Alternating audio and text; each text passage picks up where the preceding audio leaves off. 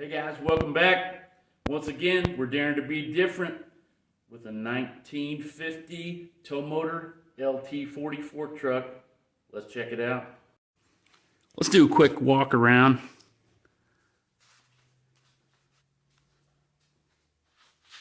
She's a beaut, Clark. If you can believe it, it didn't look this good when she came home.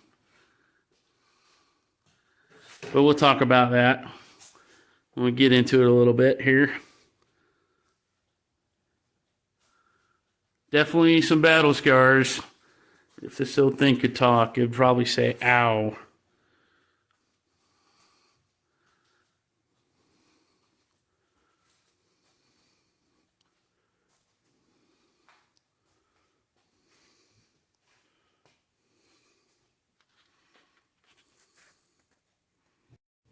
Here we go. I took the side covers off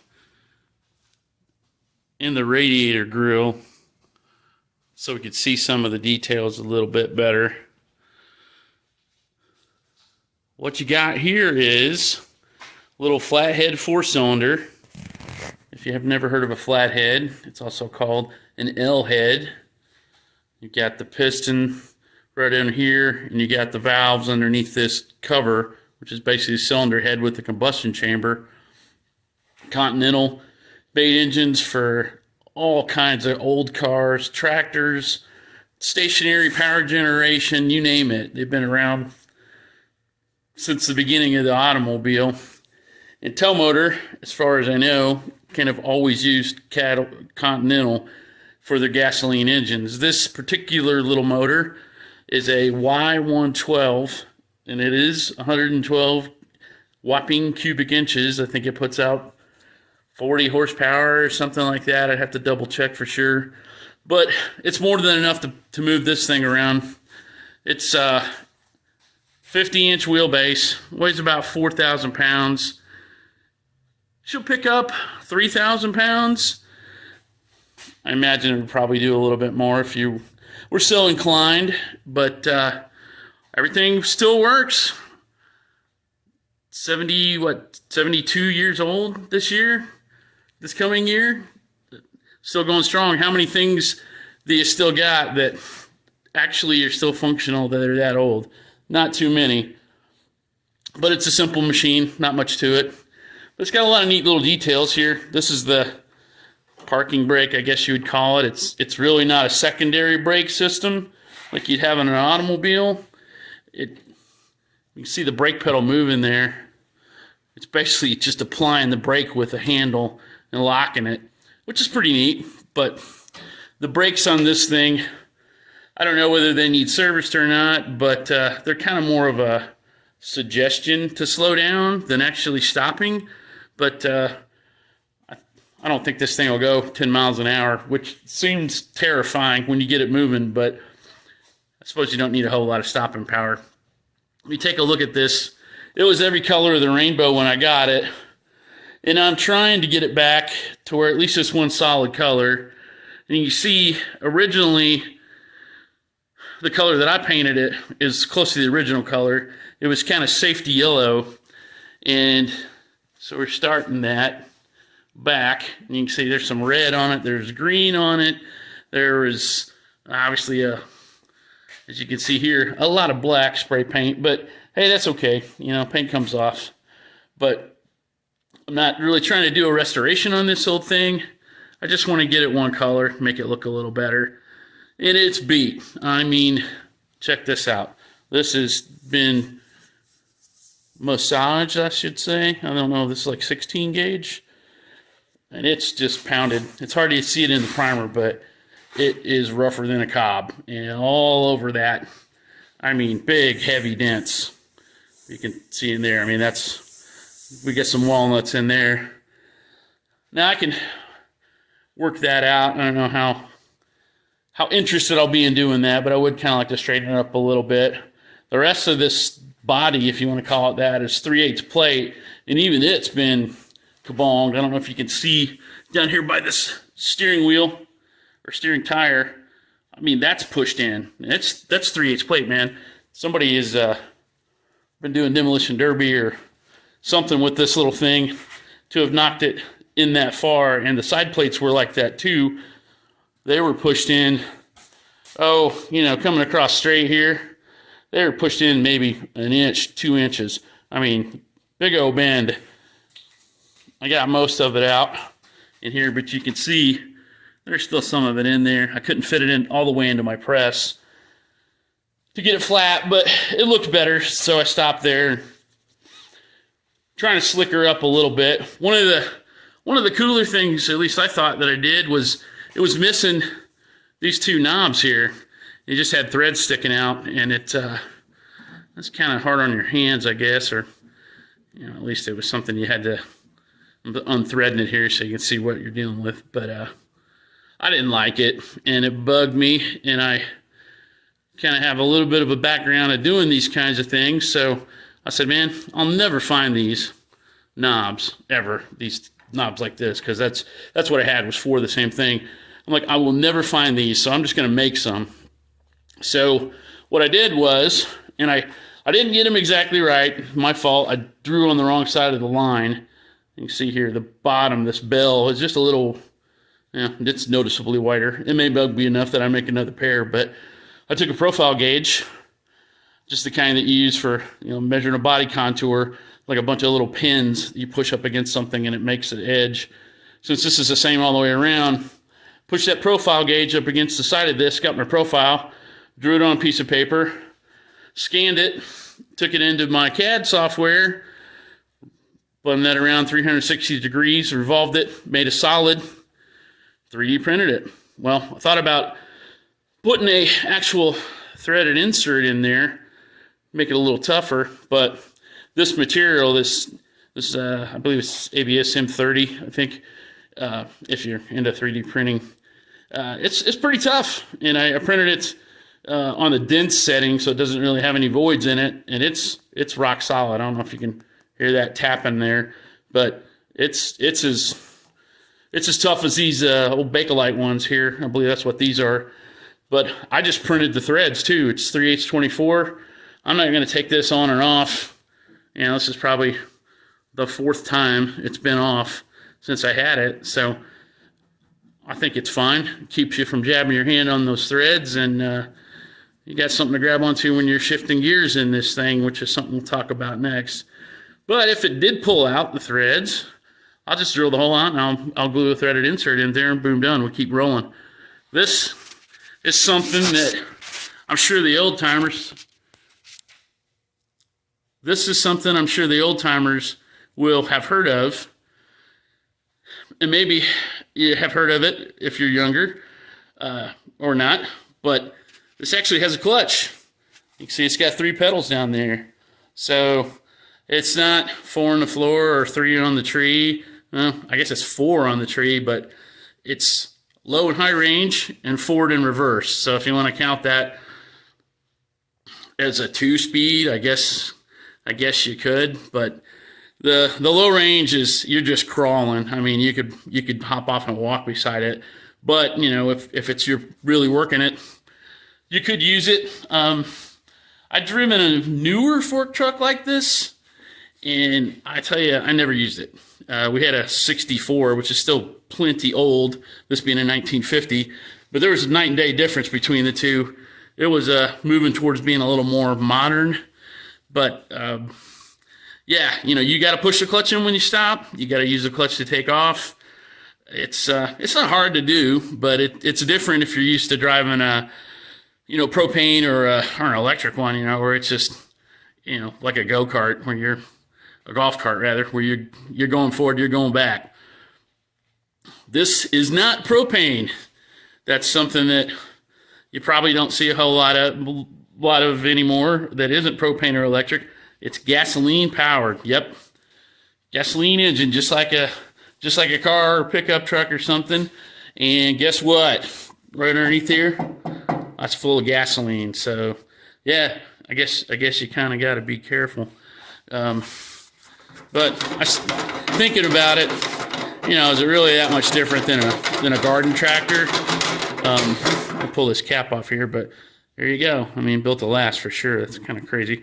Big old heavy cap with fine thread and a knurled edge on it. I mean, I'd throw that like a baseball and knock somebody out. But put gasoline in there, and you're ready to rock. I don't know how old the gas is in this thing, but it runs and starts on it. But when you only got 6.5 to 1 compression, or I take that back, 6 to 1 compression, it's probably not too finicky on once you run through it. The other cap on top here is for the hydraulic fluid. Haven't messed with any of that. In fact, I've really done almost nothing mechanical to this since I've got it. You can see that little breather down there. It's almost like a valve cover breather on a performance car. Just sticks in there, it clips on it. I don't even know what it says. What is that? Yeah. Oh, it says oil. Go figure. But it's not engine oil. That's oil for the hydraulic system. Pretty cool. I like to clean that up and paint it because, boy, if you ever lost one of those, you probably have to go with something generic. I haven't had much luck on finding 1950 Towmotor parts. The other funny thing about it, when you say Towmotor is kind of like Kleenex or Crescent Wrench. Those are both brand names. Everybody picks up a tissue and calls it a Kleenex. Well, they're not all Kleenex, and every adjustable wrench isn't a Crescent Wrench. But Towmotor was so popular that I've heard old timers call them tow motors when it's a Yale or a Heister or a Toyota or whatever. But I've heard them call them Heisters too. But definitely Towmotor is kind of generic for forklift or fork truck. But this is an actual, whether you can read this on this badge or not, it's marked several places. Towmotor, made in Cleveland, Ohio. Back to what I was talking about with the hydraulic oil here. You can see I got the rear grill removed. There's a radiator, regular downflow radiator like an old car.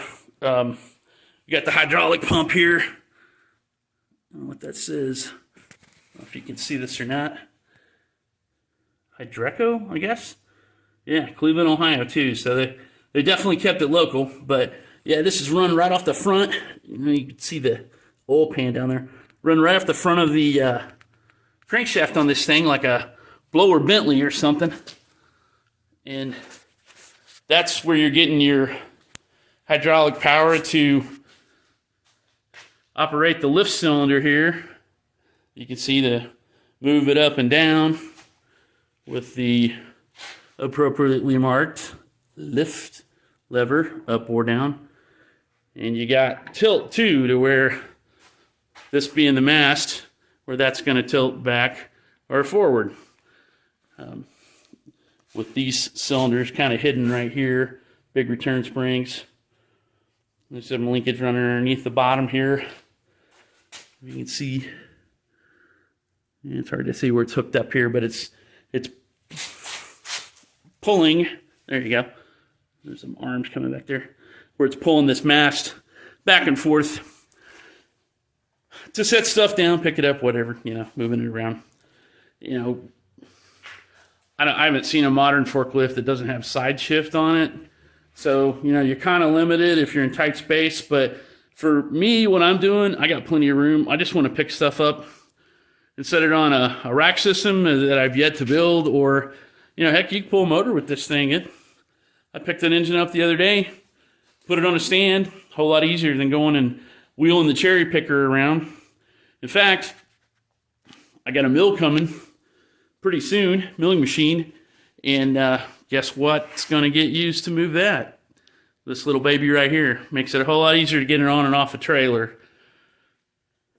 Like I said, trying to get this thing put back to where at least this one color, and it doesn't look so ugly. I showed you the good side on previously. Yeah, look at this. It's like, well, 1 bolt, 2 bolt, that didn't work. Well, let's booger weld it.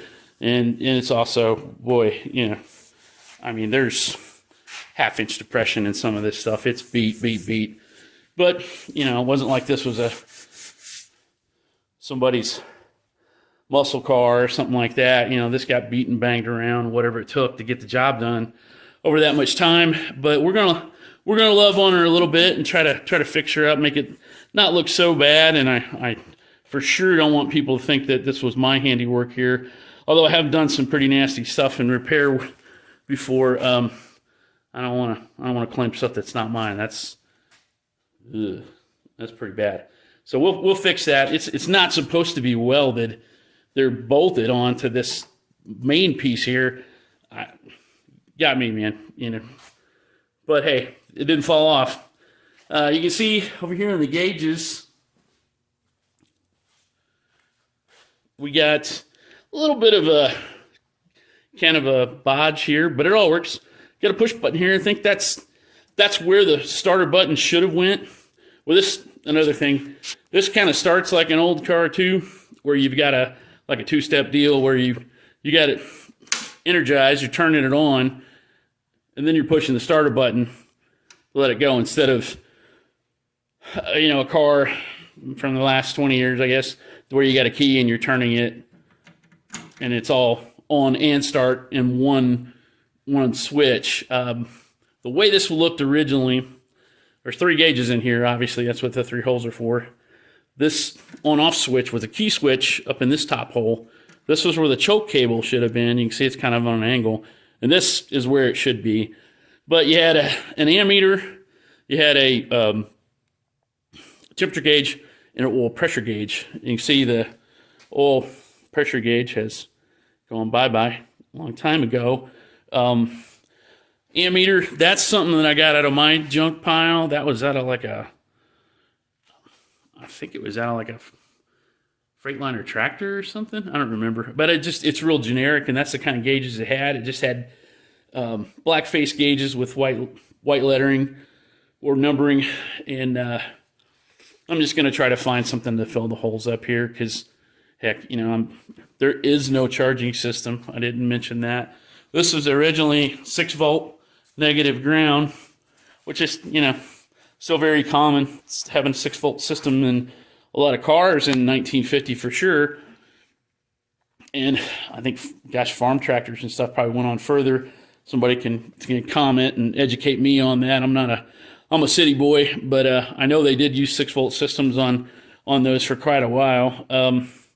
This has a 6-volt DC generator right up in here.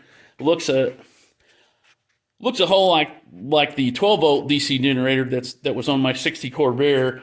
That is a Delco, so I think that might be too, but I don't know. It's not hooked up at all. There is no charging system.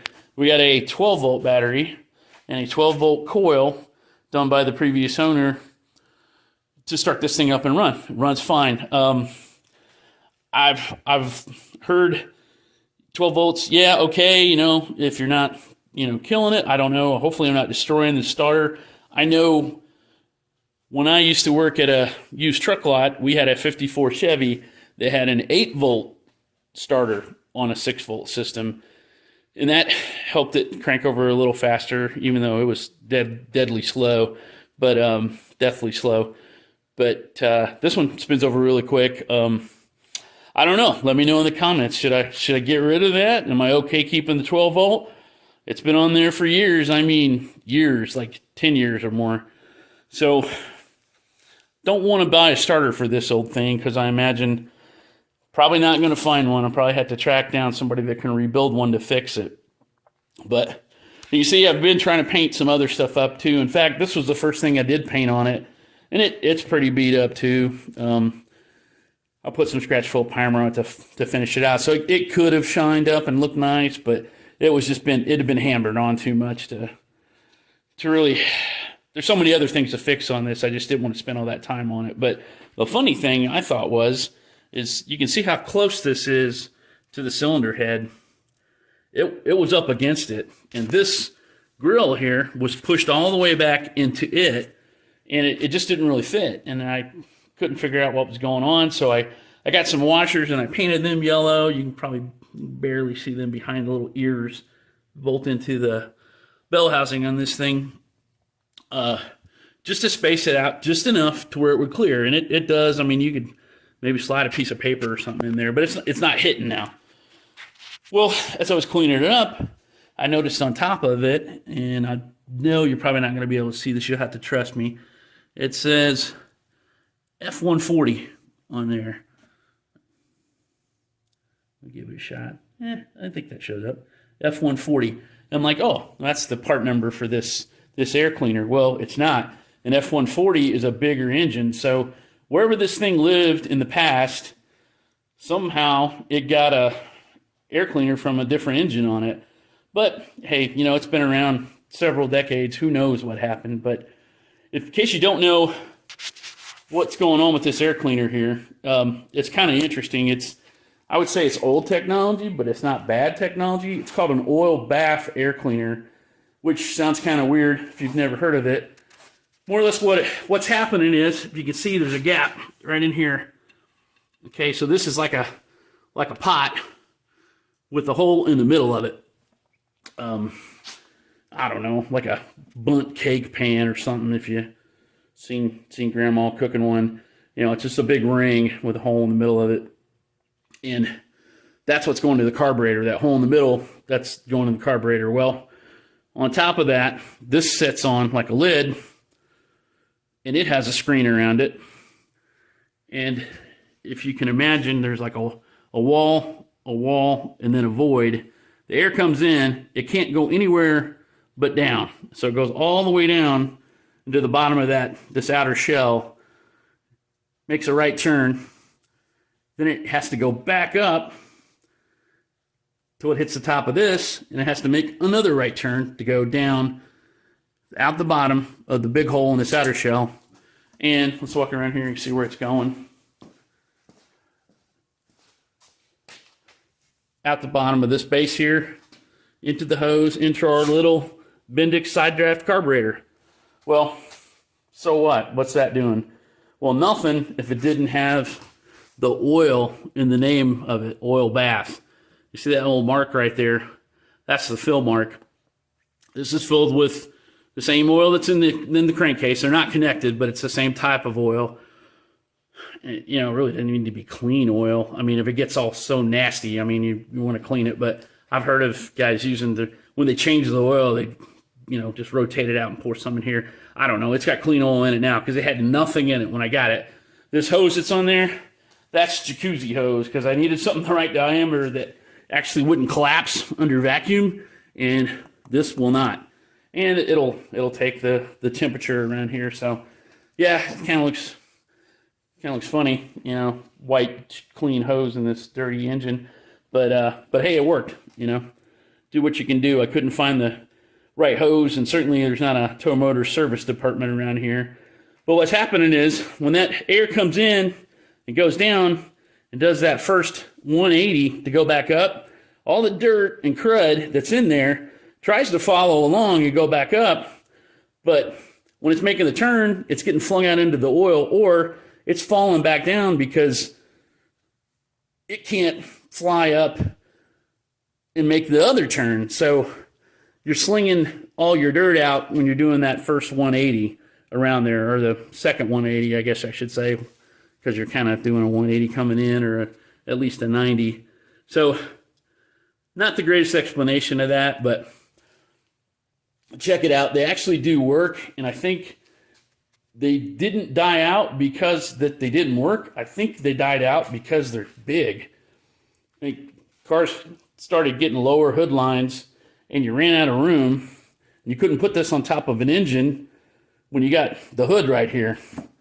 So that's where you got the paper elements, because those things will work pretty small, you know, and you don't have a bunch of turns and twists in here, and, you know, that might impede airflow. I don't know. That's something for a dyno test.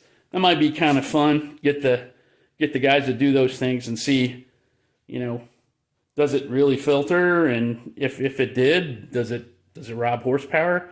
Not that you'd run one, but it'd be interesting to know. If you look on the top of this here, you see this little cover. Looks like it's about the size of a distributor, right? Well, that's because I believe it is. I've seen engines like this where it's got the distributor on top of it right in the middle here. And I think they made this two different ways, probably for something where you wanted it narrower, maybe, or you didn't want this on the side because something else was there, but you couldn't put it in here because this would be like right under the seat, and who wants to sit on their distributor? Ow.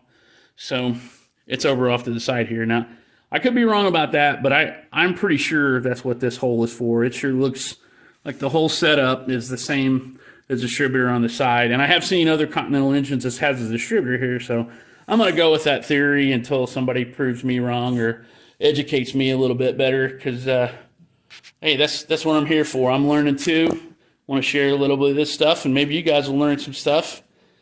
That's the muffler. Yeah. Check that thing out. When I got this was completely broken loose. There was some, looked like flexi pipe, like a parts store, repair junk, that always leaks. It had that on there, and I think it was factory. It looked a little better than the stuff you get at a parts store, but it was busted, and it's a funky size, and I couldn't find it. So I knew I couldn't make a rigid connection here, and this is as loose as a goose here too, but I think what I'm going to do until I figure something else out is I am going to make it solid here, but I'm going to put a flexible joint on the bottom here because it is kind of off of the base here where it mounts. So I think I can put bushing or spring or something and keep it to where it's not rigid, because that'll just break, when the engine's going to move somewhat. I mean, I'm sure it's solidly mounted, but it's a bad idea to mount anything like that solid, because there's flex in everything. I mean, everything's a spring if you get down to it. But yeah, this was been beat on quite a bit. You can see that I had to put a washer there and weld that up because it had a hole in the back of it for some reason. So it was doing absolutely nothing. Even if it was hooked up, it'd blow right through there. But this is kind of funny. Muffler setup comes into the side and goes out the bottom. So if you think about like a normal muffler that would be, laying under your car going this way, you have an outlet here and an inlet here. Well, this is coming into the side of that and making a right angle. So probably not performance, but this was more for packaging. But the funny thing was this thing wasn't screaming loud or anything with open exhaust, but it was blowing dirt all over everything. And I'm like, I'm painting stuff. I don't want to get soot all over it. So I had to come up with something. I put this thing on here and started it up, and I thought it wasn't running. It was so quiet. And there's no baffles left in this. This is just a can of rust. So it's pretty funny. When this thing was new, I bet it was whisper quiet. So thought that was kind of interesting. But I wanted to show you a couple other things that I made for this that I didn't get to mention when I had the covers off. This right here, this Towmotor nameplate, it wasn't on the truck, obviously, and I didn't even know it was supposed to be there until I started stripping the paint off and found these 6 little rivet holes around here, and I thought, what the heck could be there? It's on both sides. I got to looking at some old photos, which are few and far between, and I found that it had a badge on the side of it, but they're all grainy black and white photos, and I couldn't really tell what exactly I was supposed to be looking for, or what I was missing even. And I finally found an expired eBay listing for a couple of these plates. Now, the original ones are kind of like an old license plate where it's kind of dimensional. It's not a flat plate. It's stamped, and the letters are raised. It must have been real thin gauge, just like a license plate, what it looked like from the photo that I saw. And the ones the guy was selling were just rusty pieces of junk, and they might have been good as a pattern. But obviously, I couldn't even bid on them because the auction was closed, so I made some. I tried to do some embossing, but I really would have needed to make a male and female die to push them together, which I could have done, but that's a lot of work, and I didn't know if it would really look right or not. So I basically just got the photo and drew over top of it in Adobe Illustrator, because in a former life I used to make reproduction graphics for old Indy cars and new Indy cars and, basically whatever, even some other stuff. Worked on Gasoline Alley. It was pretty fun. And, I got pretty good at it. But this is drawn from a terrible grainy photo, and I really didn't know what it was supposed to look like. If you saw earlier, there is a Towmotor sample up here, but it's different. I mean, they kind of did it different on every place they put it in their catalogs and on this emblem, on that emblem, wherever. I mean, if you look around to the back here, it's got Towmotor at the back of the radiator grill, and it's completely different there too. So, is it right? I don't know, but it's consistent. And if I find somebody that can accurately tell me, hey, that's not how it's supposed to look, well, I just made a new friend, and I'll correct it. But this is just some 1/8" aluminum. I've got a little vinyl cutter, vinyl plotter. I think it's a Silhouette or something. They're pretty affordable, and they're pretty useful. It's gloss black vinyl. Cut it out, weed it, put it on there. I trimmed it to the edge of the decal. Used the actual edge of the decal they used to make my emblem. Put it up there, drilled it, and put pop rivets on it, which it had a different kind of rivet when it was new. I don't know if you can see that right there. They're just little blind rivets that are pounded in. But those are kind of a bear to take off, and I thought, well, maybe someday I might want to take it off. So I put pop rivets in there. But like I said, we're not restoring a Duesenberg here. This is, we're just trying to make it look a little cooler. The other thing that I made is, it's got these cool little grates that fit in here. It's almost like a floor drain or something. It's just a piece of 11 gauge steel, and there's tracks. There's like one on each side, one on the bottom, and it just slides in there. And what they did, there's one on each side. You can pull this little grate out of here, and you can get in, like on the other side to the battery. You can get in this side, service carburetor. You don't have to take these big 3/8 plate side panels off. So it was pretty neat. This seat just sets in here. It's not bolted in or anything. I don't think it was supposed to be. This isn't original either, but you pop that off, and you can do a lot of work without taking any of the heavy stuff out. The last thing I wanted to show you here, this is a piece of that flex pipe that I was talking about. I think that was factory, but I mean, it was, if you remember where the muffler was, when we were looking at it, it's 6 inches or so from the exhaust manifold over to the muffler itself, and that was the flexible joint. But man, that was just, pretty wasted, and I can't find it, so we're going to do something else. But wanted to show you that, and there's other stuff to talk about. We'll see this old thing again, but hey, everybody needs a forklift, right? That's why I got one.